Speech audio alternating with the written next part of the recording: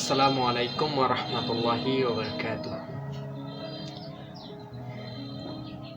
আপনারা সবাই চান যে কিভাবে একটি ভালো ভিডিও এডিট করা যায়, এই বিষয়ে একটি ভিডিও দেন। তাই আজকের টপিক হচ্ছে এইটা।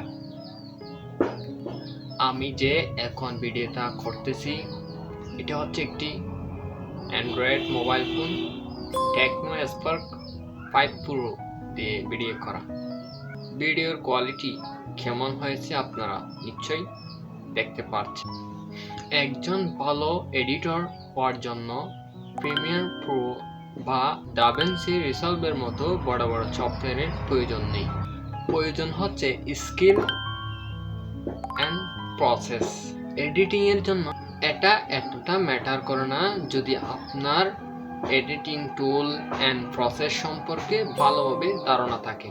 আপনি যে কোনো ধরনের অ্যাপ দিয়ে প্রফেশনাল ভিডিও এডিটিং করতে পারবেন। বেসিক্যালি আজকে পুরো এডিটিং ক্যাপকাট দিয়ে করব, যেটা আপনারা ফোন বা পিসিতে ব্যবহার করতে পারবেন।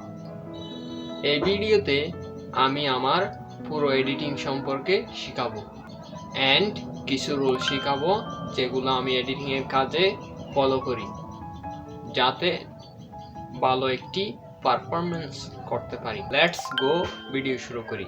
আমি বিশেষ করে সাধারণভাবে ধাপে ধাপে শেখাবো।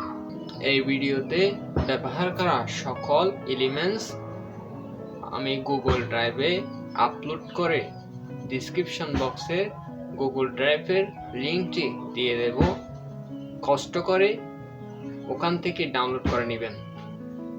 আমি আশা করি আপনাদের ভিডিওটি ভালো লেগেছে। আর কি রকম ভিডিও আপনারা চান তা কমেন্ট বক্সে কমেন্ট করে।